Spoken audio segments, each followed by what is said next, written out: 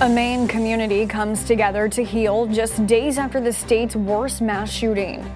And Panera Bread adds warnings to a caffeinated drink after the death of an Ivy League student. The morning rundown starts now. From the Straight Arrow News Studio, bringing the stories that matter to you from across the United States and around the world.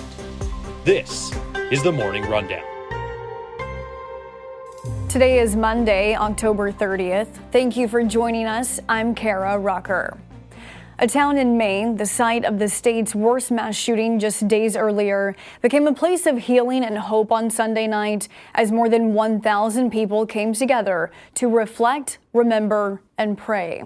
A vigil was held at the Basilica of Saints Peter and Paul in Lewiston, near where a gunman opened fire at a bowling alley and restaurant last Wednesday, killing 18 people and injuring 13 others. The deceased victims ranged in age from 14 to 76. Leaders of various faiths spoke to the massive crowd on the resilience of the town of 40,000, with one reverend saying the community will not be defined by the tragedies and fear and anxiety will not dictate their future. The body of the suspected shooter, 40-year-old Robert Card, was discovered on Friday at a recycling facility where he recently worked. Authorities say Card died of an apparent self-inflicted gunshot wound. Investigators found a multitude of firearms while searching for the suspect, saying the weapons used in the shooting had been purchased legally. While a motive is still under investigation, authorities say Card had a history of mental illness. Maine had a total of 29 homicides last year. According to the Associated Press, this shooting was the 36th mass killing in the U.S. this year. The largest aid convoy since the start of the war between Israel and Hamas arrived in Gaza on Sunday. Nearly 36 trucks brought food and medical supplies to the territory, according to the United Nations, saying it is still a fraction of what civilians need.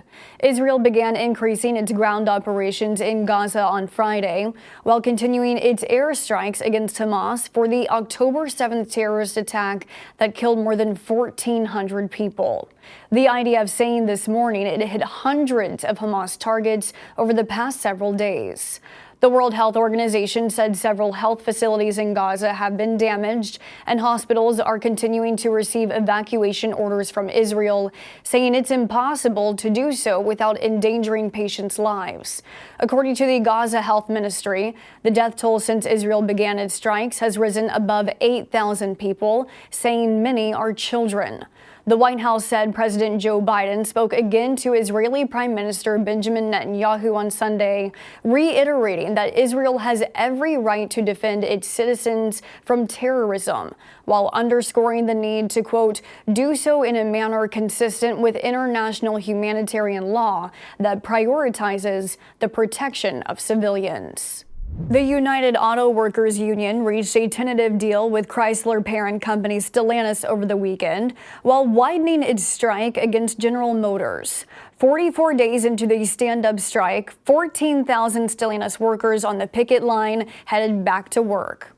The deal, which still needs to be voted on by the 43,000 union members, mirrors an agreement between Ford and the union, which includes a 25% pay increase over the next 4.5 years, including an 11% increase as soon as the deal is ratified.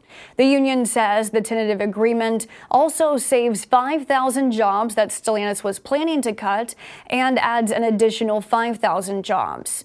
UAW President Shawn Fain announced the tentative deal on social media on Saturday.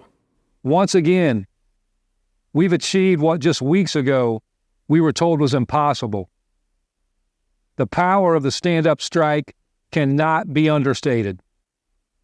Over the 44 days we were on strike, Stellantis more than doubled the total value of the proposals they had on the table.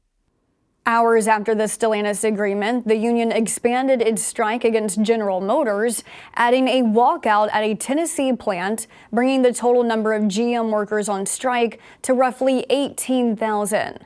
In a statement, GM said it was disappointed in the UAW's call to expand its strike, adding that the company has bargained in good faith and it hopes to reach an agreement soon. Last night, the judge overseeing the federal case charging Donald Trump with trying to overturn the 2020 election results reinstated a gag order she issued on the former president earlier this month. The order bars Trump, who has denied any wrongdoing in the case, from making public comments that target the special counsel, court staff, and witnesses. U.S. District Judge Tanya Chutkan imposed the order 2 weeks ago at the request of the Justice Department, but the former president quickly appealed, and the judge temporarily froze the order a few days later. She reinstated the gag order on Sunday after prosecutors cited recent social media comments by Trump about his former chief of staff, who is a likely witness in the case. Trump reacted to the gag order on social media, saying it is not constitutional. Last week, in a separate case in New York, Trump was fined $10,000 after that judge said he violated a gag order. Donald Trump is currently the Republican frontrunner for the 2024 presidential election. Over the weekend, the GOP field narrowed as his former Vice President Mike Pence dropped out of the race, saying, quote, "This is not my time." Panera Bread has announced it is updating its warnings online and in-store concerning its caffeinated lemonade beverage. The change comes after a lawsuit was filed by the family of a University of Pennsylvania student, Sarah Katz, last week. The suit alleged Katz, who had a heart condition, died after drinking Panera's charged lemonade last year. The drink contains 390 milligrams of caffeine. The FDA says 400 milligrams is the daily maximum amount of caffeine a healthy adult can safely consume. The suit claimed Panera failed to adequately warn its customers about the drink's ingredients. Panera telling NBC News, while the caffeine content of the lemonade was always listed in store out of an abundance of caution, the company has enhanced its disclosures for the beverage over the past several days. Now a warning reads to use the drink in moderation, and it's not recommended for children, pregnant or nursing women, or people sensitive to caffeine. Finally this morning, as negotiations between Hollywood actors and studios continued over the weekend to reach a deal to end the 109-day strike, both sides took a moment to remember a friend. Actor Matthew Perry died on Saturday in an apparent drowning in a hot tub at his home in Los Angeles, according to police. Authorities say there were no signs of foul play. Perry, who starred in the 90s NBC sitcom Friends, was 54 years old.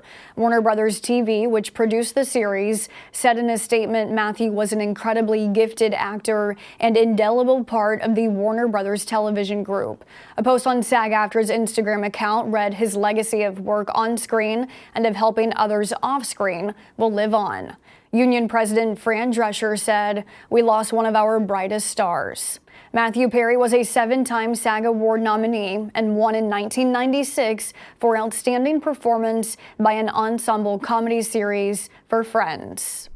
These are your top stories for this Monday. Be sure to subscribe to the Morning Rundown newsletter to get the top stories each weekday morning. Just go to san.com/rundown to sign up. Unbiased, straight facts, that's Straight Arrow News. We'll see you back here tomorrow. Until then, I'm Kara Rucker. Have a great day.